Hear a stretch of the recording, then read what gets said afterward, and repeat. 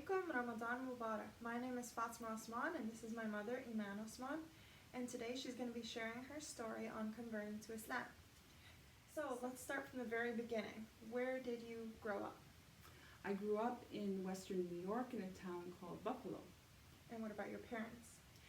My parents were from Buffalo as well. Grandparents? Grandparents from Buffalo. Great-grandparents? And great-grandparents, they were the immigrants. Where did they immigrate from? They immigrated from Poland, Mhm. Prussia, Belarus, Germany. So what was your early childhood like? My early childhood was surrounded by a large extended family. So what would you describe your personality growing up? How would you describe it? As a child, I think I was very imaginative. I used to, take my surroundings and, whatever they were, they would transform into whatever I wanted them to be. A castle, a forest, anything. What were your surroundings like, your neighborhood? The neighborhood was kind of small and close-knit. The families on the street knew each other, and, the children were friends. As we got older, when we got old enough to go out, we would get together, we'd play baseball games in the empty field. Schools were neighborhood school that we all went to the same one, and we walked there. There was no diversity whatsoever. Even in religion, there was, first of all, we were mostly Catholics. A lot of Irish, Italian, Polish, and so these are all Catholic. Saying is, like, even if you were Protestant, that much diversity we did not have. Protestants were very few, and my best friend was a Protestant, and so we never really thought about it. But when it came time to go to religious instructions, which the whole school did, if you were Catholic, on Wednesdays, then those Protestants stood out because there was only a few of them left behind who did not go. So you grew up not really knowing many Muslims at all? Yes, not in the early years. I knew none. There were none in my neighborhood. There were none in my school. What is your earliest childhood religious memory? There's two. There's going to church because I used to like to go to church. Church, to me, a Catholic church was very regal in my eyes. I felt, like I said, I was imaginative, so I felt like a princess in the, with the stone steps going up to the tall, thick wooden doors that would only open on Sundays, and bells going on. All the formalities really appealed to me. And you walk down the aisle and you sit in the benches, and it just was spectacular a little bit, and the stained glass windows and everything. Yeah, so this is what, and my mother, my father in their Sunday best, looking all dignified and everything. I really liked that kind of thing. More personally, I wasn't just that ceremony that I liked. I think I had from an early age a deep feeling and a deep affinity and a deep drawing to religion and to Allah, to God, and so that I have very early memories of prayer. There were little prayers that they taught children to say, and at their bedside, and this was something I took very seriously. If I had forgotten, well, then I had to, sleepy or not, I had to do that. So your only experience of religion is through the Catholic Church? No, an uncle visited our house, and he had newly discovered a new ministry that was completely different. It was more in the lines of Protestantism, and it was more, it was highly critical of the Catholic Church, and he had come to enlighten us one day. Some of the criticisms were interesting to me. The one thing I think appealed to me most was the fact that he said we could read the Bible for ourselves. In the Catholic Church, you really don't. The priest reads some select verses and interprets them or not, just says them. There's a lot of prayers that are kind of just repeating and not talked about, not explained, and just repetition for the blessing of it. I think that's how I thought of it. And this was actually reading for yourself, and that's what the main selling point was. But there was also the concepts they would call into question, in particular the Trinity. I remember my uncle pointing out to my parents that the Trinity was problematic because in the Bible you actually have Jesus and God talking to each other, having conversation. So he pointed out that was ridiculous if they were the So same. did your parents decide to change to this new church? Eventually, yes, but being adults, and adults don't really change, come, on a whim, a religion. So they thought about it. They were thinking about it. I was a little more impatient. I was a child listening, and I asked, okay, if you don't want to go, can I go? And they allowed me to go. Eventually, so I went for a while on my own. And then eventually they did come and join in. And it wasn't because of me, it was my uncle's, more my uncle's persuasion. I was just a kid, but I liked it. I went for a while, then they came along. My uncle became a minister, actually. He was known for his relatable and interesting sermons. Yeah. So was this satisfying for you? Were they fulfilling what the Catholic Church didn't? In a way, getting to read it for myself and getting stories I could relate to and relate to my life was satisfying. I loved the stories of the prophet. I loved the sayings of Isa. I loved being more knowledgeable about the books of the Bible. We used to rehearse that kind of thing. And I did like my uncle's sermons, like everybody did. He had like a knack for it. I thought I was satisfied, I guess. I liked religion. I think I thought that was it. I thought that was the truth in it. I didn't expect that it went any further and there was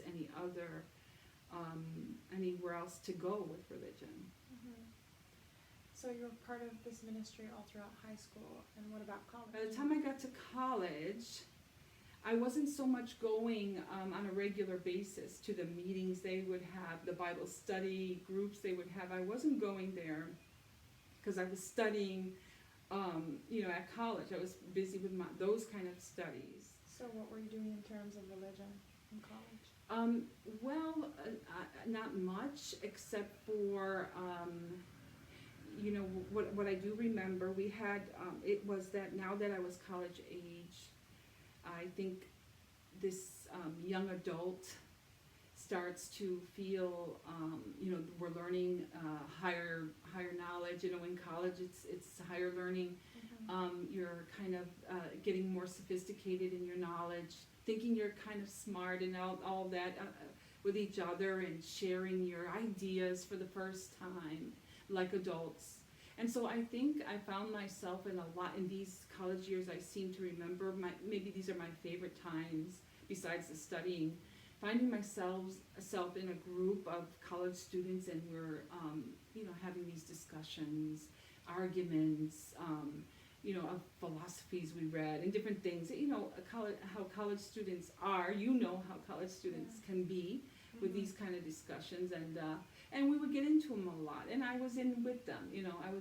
But the thing is that when it came to religion, I can say that once in a while, and not very often, somebody would bring up religion, and there was a couple of times when that happened. It was like I was so open and wanting to continue that conversation. Eventually, the rest of the rest of the group would drift off, and it would be just me interacting, trying to understand in an intellectual way. Maybe I was trying to make sense of religion as a young adult, and so I would spend time trying to understand what the person was telling. Mhm.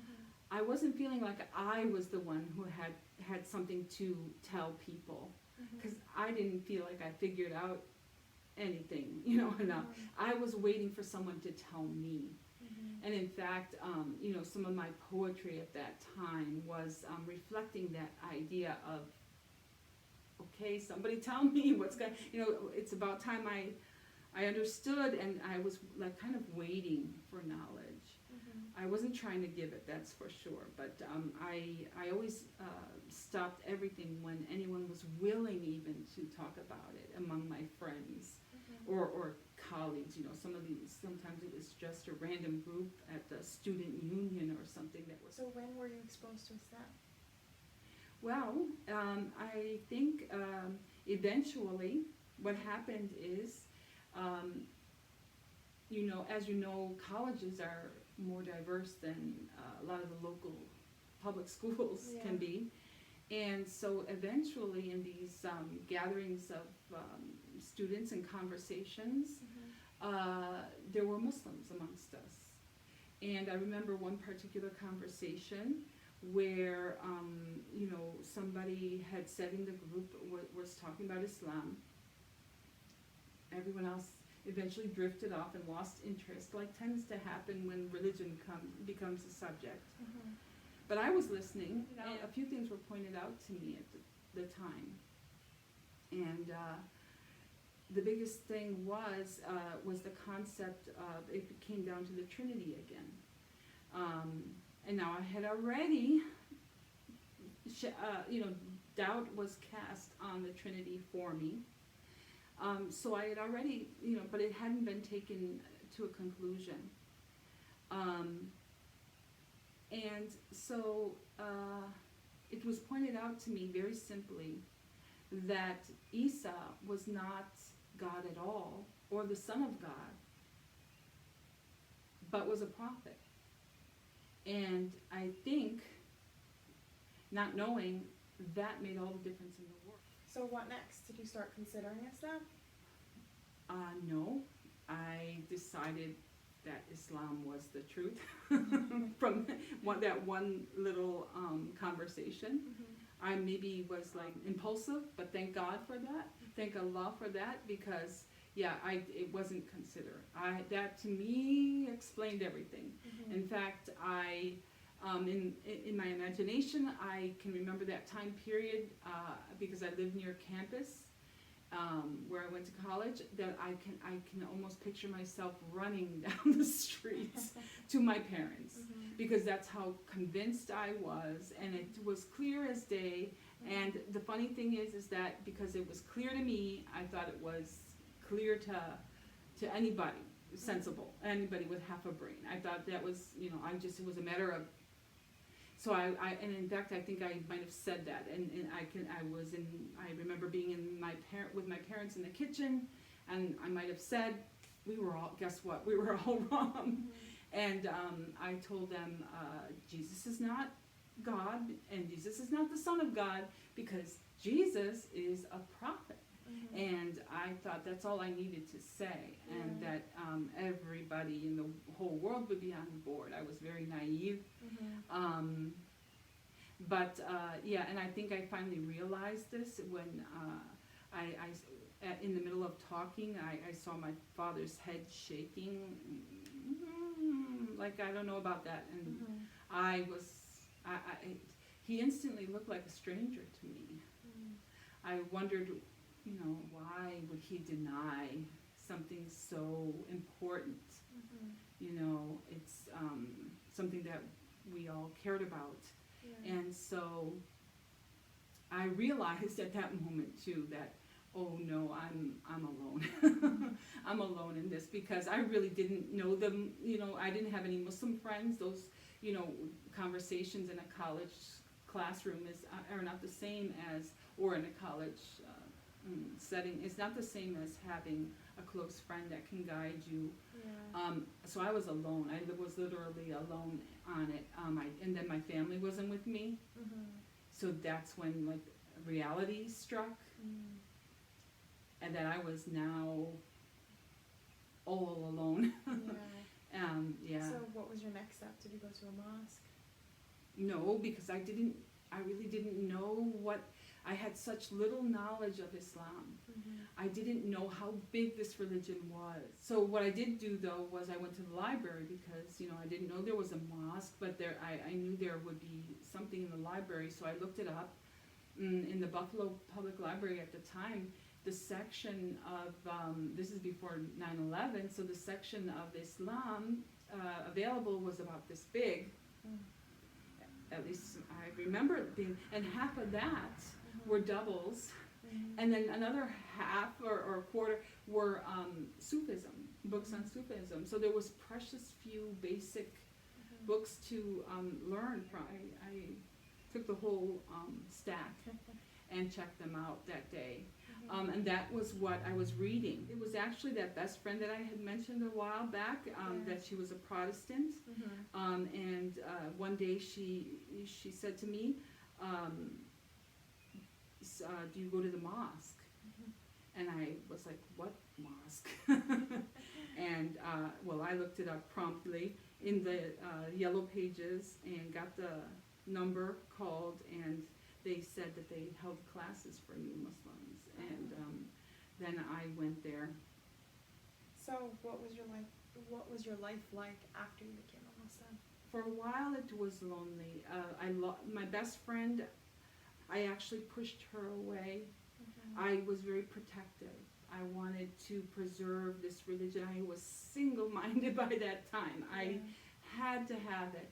And I think part of me was imagining that, like anything else I've ever dreamed of in my life, any ambition I've ever had, I was afraid that I would lose the initial momentum, and I was very afraid of that, so I was trying to guard that, and I pushed my, anything that would distract me from it.